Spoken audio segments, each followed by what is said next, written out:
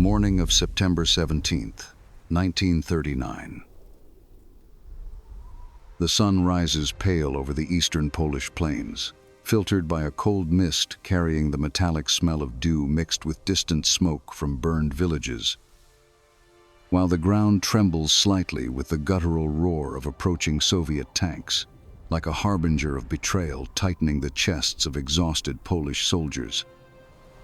Men in torn uniforms, with cold sweat running down their backs and the bitter taste of fatigue in their dry mouths, look eastward with paralyzing terror, hearing the hum of enemy planes echoing like a furious swarm, crushing the last hopes of reorganization in a nation already besieged from the west by the Nazis. While Poland fights against the relentless German invasion, the 17th brings a stab in the back. The Soviet Union, under the pretext of protecting Ukrainian and Belarusian minorities in historically claimed territories, invades the east of the country without a formal declaration of war, fulfilling the secret protocol of the Molotov-Ribbentrop Pact signed on August 23rd. Vyacheslav Molotov, the Soviet foreign minister, announces in Moscow that the Polish government has ceased to exist, justifying the occupation as a humanitarian mission to prevent chaos. The air in Warsaw and beyond grows dense with the weight of this betrayal. Civilians feeling the chill of uncertainty piercing their bones like a cutting wind, while the echo of distant declarations sounds like a death sentence for Polish independence, with the Polish ambassador receiving the note at 3 a.m. in a moment of diplomatic shock. The Red Army, with more than 600,000 troops, 4,700 tanks, and 3,300 planes, advances on two fronts: the Belarusian front under Mikhail Kovalev from Minsk toward Wilno and Grodno, and the Ukrainian front under Semyon Timoshenko toward Lwów and Przemysl.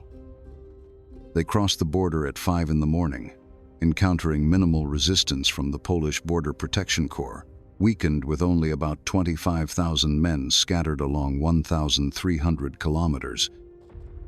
The muddy soil clings to the wheels of 26 and BT-7 tanks, the air vibrating with the clang of metal and the smell of burning diesel, while Polish soldiers, ordered by Marshal Edward Rydz, Śmigły to retreat and fight only in self-defense to avoid greater provocations, feel the tremor of the enemy columns like a living earthquake, their hearts racing, echoing the despair of a chaotic retreat that exposes vulnerable flanks.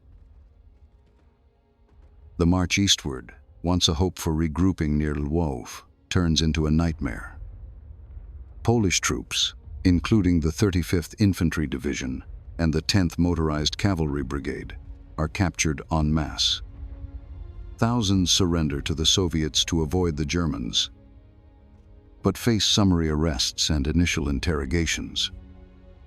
In Brest-Litovsk, the 29th Soviet Tank Brigade receives the fortress from German hands, who transfer captured Polish prisoners, the air heavy with the stench of sweat and fear mixed with the sulfur of recent battles. Civilians in eastern villages like Rohatyn hear sporadic gunshots, the smell of fresh gunpowder hanging like an oppressive fog.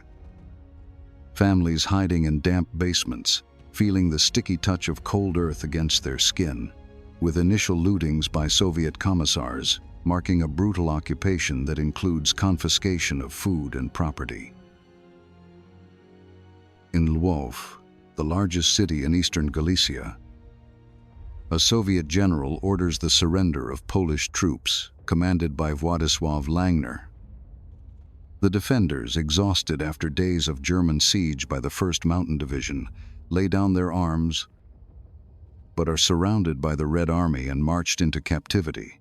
Thousands of officers feel the weight of cold handcuffs, the sound of marching boots echoing like a collective funeral, the smell of trampled grass and dried blood, evoking the paralyzing grief of a betrayed nation. The city falling without intense fighting under the shadow of a dual threat that seals the region's fate. Meanwhile, the Battle of Tomaszów Lubelski erupts in central Poland.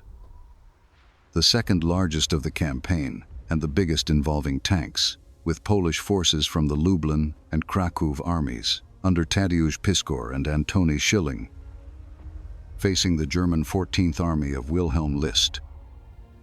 About 50,000 Poles with 7 TP tanks launched desperate attacks against fortified positions, the ground shaking with heavy artillery, smoking craters releasing the acrid smell of scorched earth.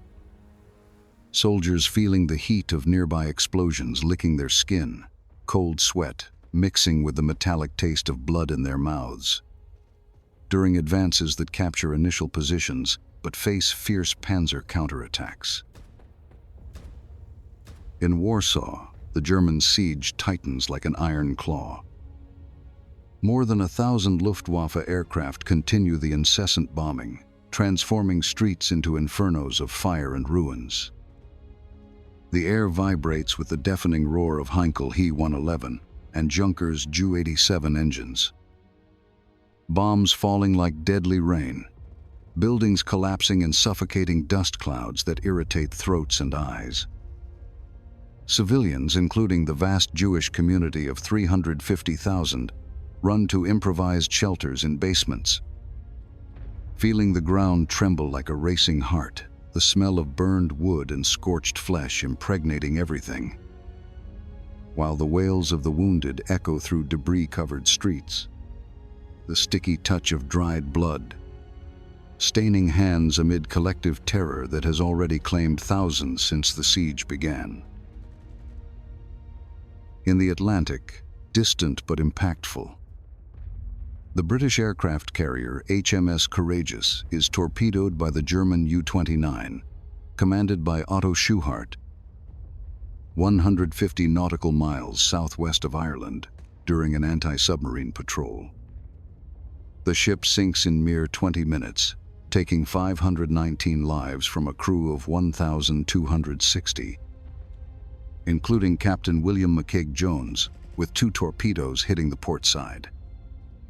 Survivors feel the icy shock of salt water invading their lungs, the sound of creaking metal and muffled screams echoing in the night, while the smell of burning oil hangs over choppy waves, marking the first major British naval setback, a magnificent success for Admiral Karl Dönitz, but a somber warning to Winston Churchill about submarine dangers echoing the lessons of the First World War. Atrocities emerge in the shadows of the Soviet invasion. Though not systematic on the first day, captures lead to later executions, with Polish soldiers treated as class enemies, and initial massacres in border villages. Near Brest, civilians feel the dread of doors being broken down by NKVD troops, the dry snap of rifles echoing silent streets, the smell of freshly dug earth in mass graves evoking a visceral horror that paralyzes the body, while prisoners are sent to Siberia in inhumane conditions.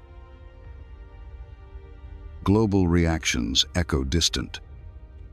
France and Britain do not declare war on the USSR, considering future alliances against Germany. The British ambassador protesting weakly. Churchill would justify the Soviet occupation as necessary for Russian security. The world watches as Poland bleeds, the weight of betrayal tightening like a vice on the collective chest. The echo of empty diplomacy leaving a deafening void. President Ignacy Mościcki fleeing to Romania with the government. As the sun sets over fields soaked in uncertainty, the distant tremor of tanks promises more pain, a somber reminder that war devours entire nations, leaving emotional scars that burn like a slow fire. Polish resilience, wounded but not broken, clings to a tenuous hope amid the sensory chaos of a dual invasion. To not miss the next day, subscribe, like, and comment.